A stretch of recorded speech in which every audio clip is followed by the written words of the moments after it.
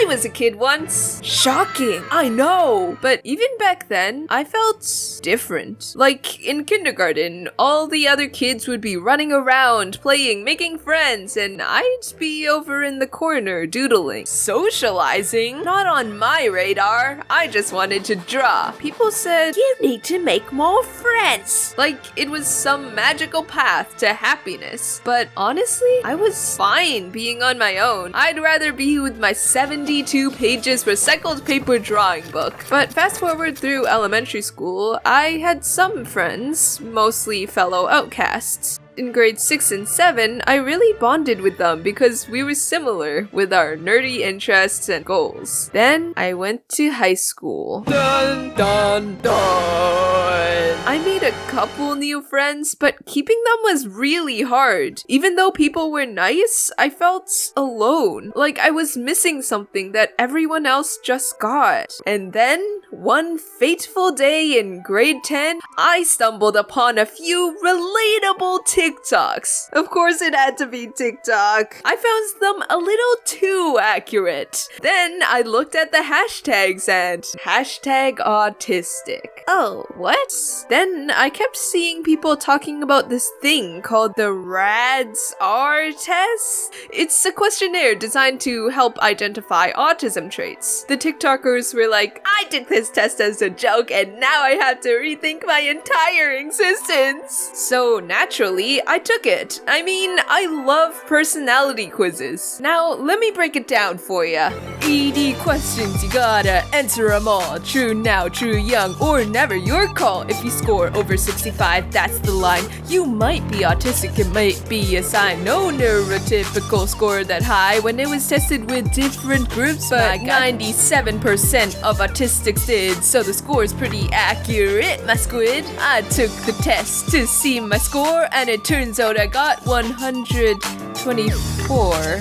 Wait, what? Heck yeah! Being the freaking overachiever I am, I did better than most people without even studying. So, like any normal person would, I dove headfirst into researching autism. The more I read, the more I realized just how many of the symptoms lined up with my experiences. It was all I could think about. I even convinced my friends to take the quiz. And, of course, the only friend who scored under the threshold at 62 was tested for autism when she was young, and she knew she was neurotypical, but she had an autistic brother. And when I told her my score, she said, yeah, I always thought you were autistic ever since I met you in grade 6. Which, hello? What? It had been over 4 years. Then she started listing some of the things that she thought of for my symptoms. Like, certain things had to be done a specific way, or I'd feel uncomfortable, like always needing to sit on the right side of the car when carpooling. And I was sensory seeking because I'd always smell my food before eating it, or I was either a neat freak or completely uncoordinated. And speaking sometimes, I'd stop mid-sentence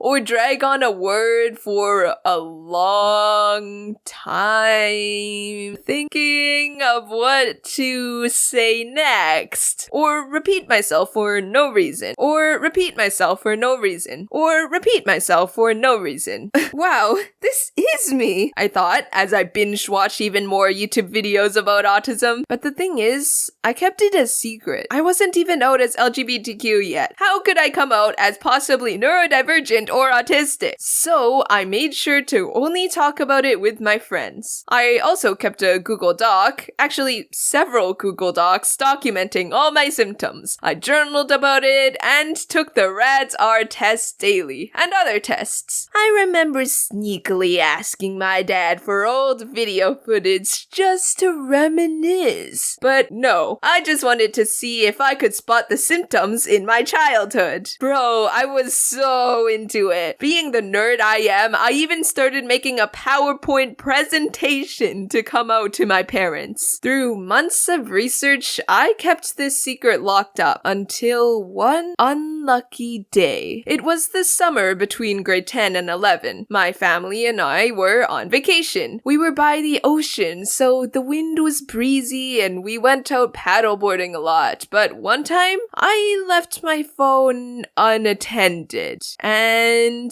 boom! Something on my phone made my mom think that I was hiding something, and she confronted me about it when we were out on the water. "Is there anything you've been hiding from me?" I panicked and blurted it out. "I think I might be autistic." Surprisingly, she didn't freak out. She just shrugged and said, "Okay, I don't think you are, but explore how your brain works. I don't care." Yeah, not the ideal circumstances when coming out, but that's what happened. It still went better than I expected, and I felt kind of relieved letting it out there. Eventually, after a lot of convincing, my mom agreed to let me see a psychologist for a psychoeducational assessment. This means it wasn't specifically for autism, but to check if there was anything that made learning harder for me, because I felt slower than my peers. I was always the last one to leave the testing room and last to pack up, just slower at everything than everyone. So by this point, getting assessed, I was in grade 11. As I walked into the building, I felt nervous and excited.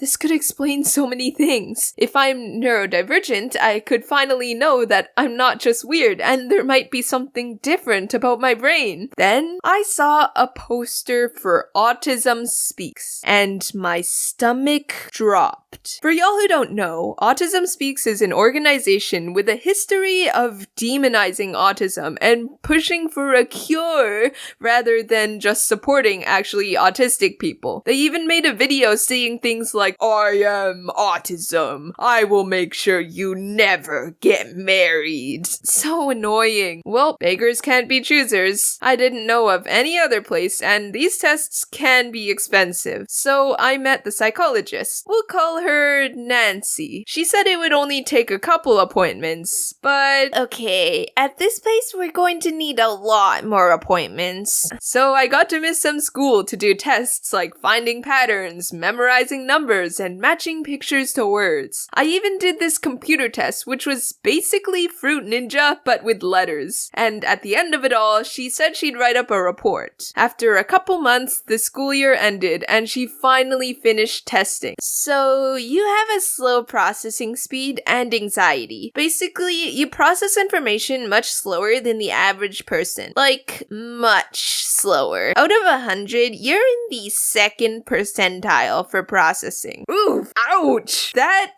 explained a lot. It was validating, but also confusing. It still didn't explain some things. What about neurodivergence? What were those atypical thoughts I scored high on? Well, you don't have ADHD, according to your teacher and mom. You scored high for ADHD on the Fruit Ninja test, but that could just be your processing speed. And the atypical thoughts? Those are just like anxious thoughts. Oh, okay then. I mean, what did I expect? A surprise autism diagnosis? They weren't even testing for that. But I wasn't ready to drop it. So I asked my mom, can we ask the doctor about getting an autism assessment? Oh, and also, can I get diagnosed with Tourette's? Side note, I knew I had tics ever since I was a little kid, but I never got diagnosed with Tourette's because I didn't have verbal tics at the time. But lately, my verbal tics had been getting worse, and they were starting to interfere with things like tests and existence. So we set up an appointment with the pediatrician. I got the Tourette's diagnosis. Yay! And they referred me to a clinic for an autism assessment. But the waitlist was like 2 years long, and I was 17 in grade 12. By the time I actually got assessed, I might have aged out of the system and any benefits. Plus, I needed accommodations as soon as possible. It was my last year of high school, and I definitely needed them for university. university. But then I got a call from Nancy. Hi, can we schedule another appointment? Huh, that's weird. It was supposed to be over when they gave me the results. When I went back, they started asking me more about my social struggles. Apparently, part of my generalized anxiety was social anxiety, and they wanted to learn more. And as I talked, they started asking me more. This is kind of random, but do you like following routines? Oh yeah, definitely. I'm strict about routines. I always have a very specific way in order of saying goodnight, and they even gave me another test, this time full of autism-related questions. And a couple weeks later, my mom told me, so the psychologist Nancy thinks you're autistic. Oh, wow. My mom burst into tears. It was already overwhelming being a mom, but being the mom of an autistic child? And I was conflicted. Yeah, I suspected I had autism, but hearing it from a psychologist, even if it wasn't official yet, it was a step. I felt relieved, but at the same time weird because I had to calm my mom down about this. And it took months of convincing her, no, it's not the end of the world, it's okay, I've always been this way. Eventually, she started accepting it. Then, you know how autism is hereditary? Yeah, I started noticing traits in her too. At first, she was like, but everyone does that. But we had just normalized it in our family. So she started researching her own symptoms too. But back to me. I finally asked if I could get officially assessed. My mom emailed the clinic and they said yes! They scheduled me for a session for January in the new year. I was pumped. Finally, it was happening! I told my friends, asked around what to expect, and they said a lot of questions or questionnaires. Then the session came, and weirdly, it felt like a therapy session? What? Nancy asked how I was doing, what I wanted to talk about, and I brought up my autism symptoms, but it didn't seem specific to autism. So I straight up asked, are you assessing me for autism through these sessions? Oh, what? Oh, the assessment. No, this isn't it. I'd have to refer you to someone more qualified. I'm still training. Ah, shoot. Oops. Turns out Nancy was just really nice and just wanted to support me in general. But eventually, I got referred to a doctor who could actually assess me. So now, my autism assessment is in a few days. It's been years of Google Docs, TikToks, and overanalyzing every childhood memory, all leading up to this. So wish me luck! Let's see if I'm autistic or not. And if I am, I may make a follow-up video with my autistic traits. For now though, if you're curious about the PowerPoint presentation that I was gonna use to come out to my parents, I have a video about that on my free Patreon. Link in the description below. See ya!